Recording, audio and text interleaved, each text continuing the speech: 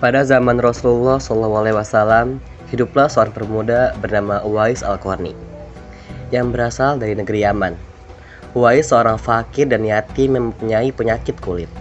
Walaupun diberi ujian yang berat, tapi ia adalah pemuda yang soleh dan taat kepada ibunya yang sudah tua dan lumpuh. Uwais senantiasa merawat dan memenuhi semua permintaan ibunya. Hanya satu permintaan yang sulit ia kabulkan, yaitu mengantarkan ibunya pergi haji. Seperti inilah ceritanya.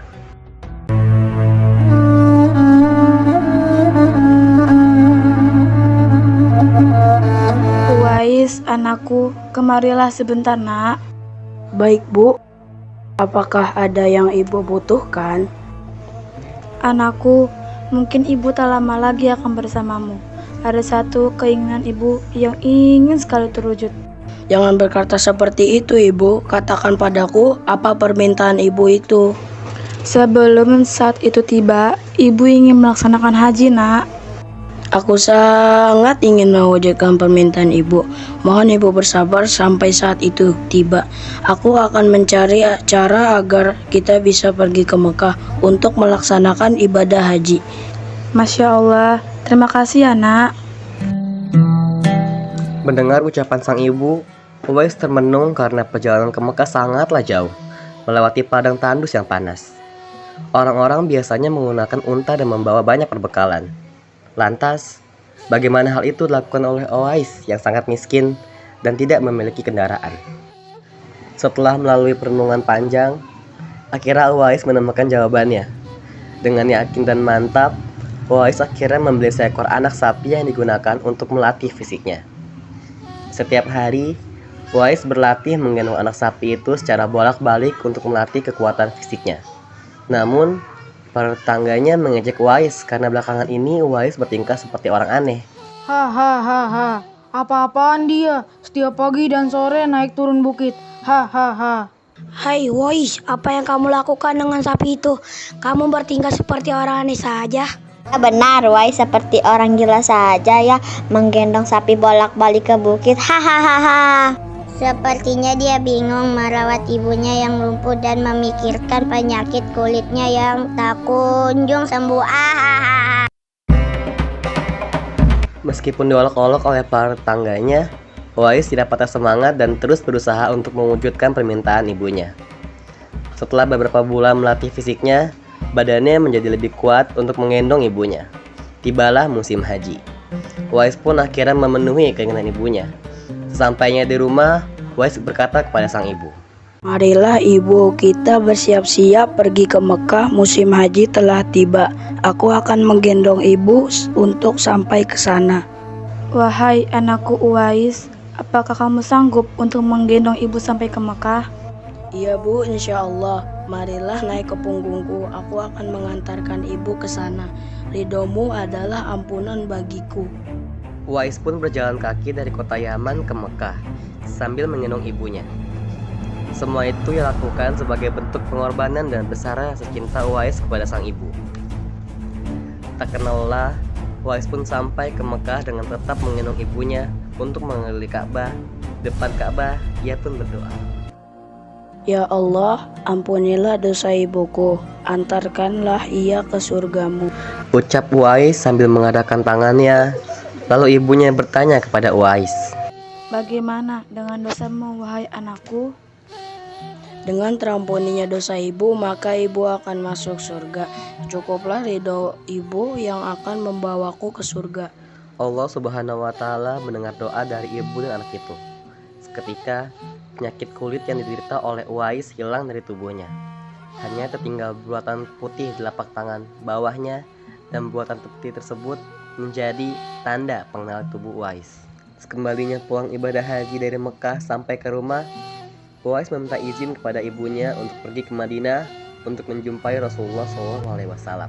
Wahai ibu, bolehkah anakmu ini pergi ke Madinah untuk berjumpa dengan Rasulullah? Pergilah wahai Uwais, anakku. Temuilah Nabi di rumahnya, dan bila engkau telah berjumpa dengan Nabi, segeralah engkau kembali pulang. Baik Bu, insya Allah. Terima kasih ya Bu. Betapa gembira mendengar jawaban ibunya itu. Segera Ia berkemas untuk berangkat dan berpesan kepada tetangganya agar dapat menemani ibunya selama ia pergi. Sesudah berpamitan sembari mencium ibunya, berangkatlah Uwais Al-Qarni menuju Madinah. Setelah ia menemukan rumah Nabi, diketuknya pintu rumah itu sambil mengucapkan salam. Keluarlah seseorang seraya membalas salamnya. Assalamualaikum.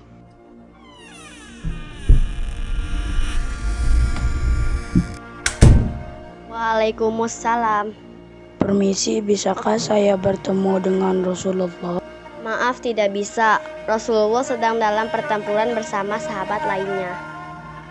Dalam hati Uwais bergejolak perasaan ingin menunggu bertemu dengan Nabi.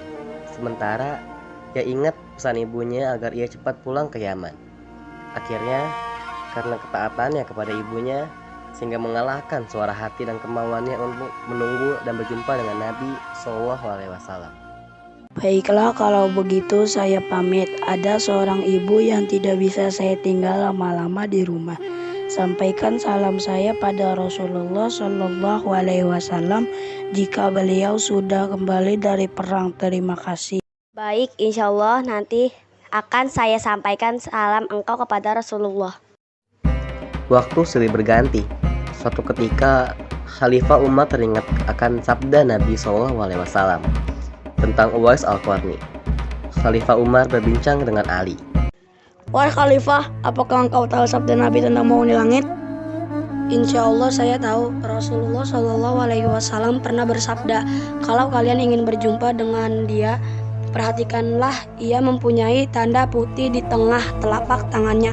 Rasul menyarankan apabila kalian bertemu dengan dia, mintalah doa dan istighfarnya. Dia adalah penghuni langit. Apakah engkau ingin menemuinya? Ya, insya Allah. Sejak saat itu, setiap ada kafilah atau rombongan yang datang dari Yaman, Khalifah Umar radhiyallahu an dan Ali radhiyallahu an selalu menanyakan tentang Uwais Al-Qarni. Wahai orang Yaman, apakah dalam rombongan kalian ada yang bernama Uwais Al-Qarni? Mohon maaf, Khalifah, saya tidak melihatnya. Ketika sudah beberapa kali mencari dan bertemu dengan rombongan penduduk Yaman, tapi belum bertemu juga dengan Uwais. Beberapa hari kemudian, rombongan Yaman datang ke Madinah. Seperti biasa, Khalifah Umar menanyakan apakah ada Uwais Al-Qarni dalam rombongan tersebut. Ternyata saat itu Uwais berada dalam rombongan. Mendengar jawaban itu, Khalifah Umar dan Ali radhiyallahu an segera pergi menjumpai Uwais Al-Qarni. Sesampainya di kemah tempat Uwais berada, Khalifah Umar radhiyallahu an dan Ali radhiyallahu an memberi salam. Tapi rupanya Uwais sedang sholat. Setelah mengakhiri sholatnya dengan salam, Uwais menjawab salam Khalifah Umar radhiyallahu an dan Ali radhiyallahu an sambil mendekati kedua sahabat Nabi SAW ini dan mengulurkan tangannya untuk bersalaman. Sewaktu berjabatan, Khalifah Umar radhiyallahu an dengan segera membalikkan tangan Uwais untuk membuktikan kebenaran tanda putih yang berada di telapak tangan Uwais. Seperti yang pernah dikatakan oleh Nabi SAW, memang benar, tampaklah tanda putih di telapak tangan Uwais Al-Qarni. Wajah Uwais Al-Qarni tampak bercahaya. Benarlah seperti sabda Nabi SAW bahwa dia adalah penghuni langit. Wahai hamba Allah, siapakah namamu? Saya Abdullah. Kami juga Abdullah, hamba Allah. Bolehkah kami mengetahui nama aslimu? Saya Uwais Al-Qarni. Wahai Uwais, sang penghuni langit, kami semua memohon doa dan istighfarmu, sebagaimana Rasulullah SAW bersabda, sayalah yang harus meminta doa pada kalian. Kami datang ke sini untuk memohon doa dan istighfar darimu. Uwais Al-Qarni akhirnya berdoa dan membacakan istighfar untuknya. Terima kasih Uwais, ini ada sedikit sedekah dari kami. Tidak, saya tidak mau. Saya hanya meminta sesuatu kepada Khalifah Umar. Hamba mohon supaya hari ini saja hamba diketahui orang. Untuk hari-hari selanjutnya, biarlah hamba yang fakir ini tidak diketahui orang lagi. Kisah Uwais yang berbakti kepada ibunya tidak hanya terkenal di kalangan manusia saja, bahkan para malaikat-malaikat di langit pun mengenal Uwais.